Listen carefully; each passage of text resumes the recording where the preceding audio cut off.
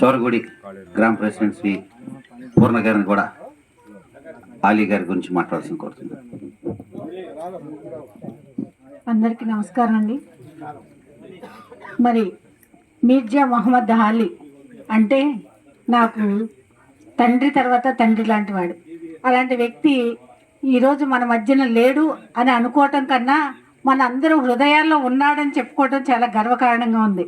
ఎందుకంటే అలాంటి వ్యక్తిని మనం ఎప్పుడూ స్మరించుకుంటూ అబ్బా ఆలీకి మన సీఎం చంద్రబాబు నాయుడు గుర్తించి ఇలా మనకి 10 లక్షలు ఇచ్చారు అనుకోవటం రేపటి నుంచి ఎంతమంది నోళ్ళల్లోనో ఇది చెప్పుకుంటూ ఉంటారు. అందుకని ఆలీబాబా ఎక్కడికి వెళ్ళలేదు, మనలోనే ఉన్నారు.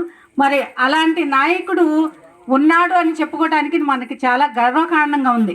ఎందుకంటే పొద్దున్నే లేవగానే ఫైల్ పట్టుకొని ఫస్ట్ వచ్చి అమ్మ టీ పెడతావా అని చెప్పేసి అడిగేవాళ్ళండి. ఇంట్లోకి వచ్చి అమ్మ పెద్దమ్మాయి టీ అనేవాళ్ళు. అలాగే నేను వేరింకలాకి వెళ్తున్నా 10 రూపాయలు, విజయవాడ వెళ్తా 100 రూపాయలు, హైదరాబాద్ వెళ్తున్నా నాకు బ్యాగ్ ఇస్తావా ఇవా డిమాండ్. మరి ఏంటి టిఫిన్ చేయమంటే టిఫిన్ లేదు, టీనే తాగుతా అని చెప్పేసి టీ తాగి నా దగ్గర 10 రూపాయలు తీసుకొని వెళ్ళిన రోజులు చాలా ఉన్నాయి. దాదాపు నా మ్యారేజ్ అయిన దగ్గర నుంచి నాకు ఆయన తెలుసు, అంతకుముందు ఆయన ఎవరో నాకు తెలియదు.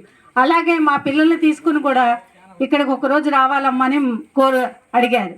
అడిగితే మా అమ్మాయికి మ్యారేజ్, ఎస్ఐ గారు ఎక్కడుంది పాప రండి, నేను ఫోన్ చేస్తున్నాను, మీరు కూడా భోజనానికి రండి అని చెప్పేసి ఆయన్ని కూడా బతిలారు. అలాగే మా పిల్లలు కూడా ఆయన ఎప్పుడూ మర్చిపోరు.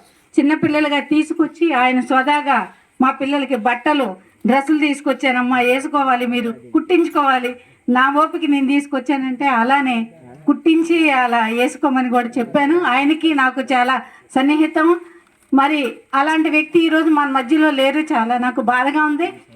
బాధ కన్నా కూడా సంతోషంగా ఉంది. ఎందుకంటే తెలుగుదేశం పార్టీ అంటే ఒక కార్యకర్తని గుర్తుపెట్టుకొని మన సీఎం గారు ఇంత అభిమానంగా ఇంతమంది వ్యక్తుల్ని ఇలా ఇక్కడికి పంపించారంటే చాలా గర్వకారణంగా ఉంది.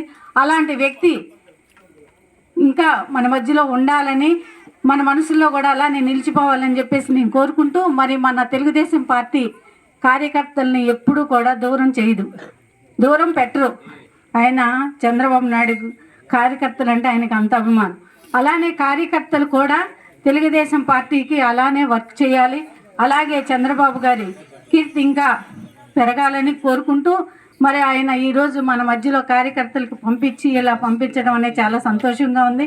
మరి ఆయన ఆత్మకు శాంతి కలగాలని మనసారా కోరుకుంటూ, వాళ్ళ కుటుంబానికి దైవ సంకల్పం చేకూరాలని మనసారా కోరుకుంటూ ఈ అవకాశం ఇచ్చినందుకు ధన్యవాదాలు.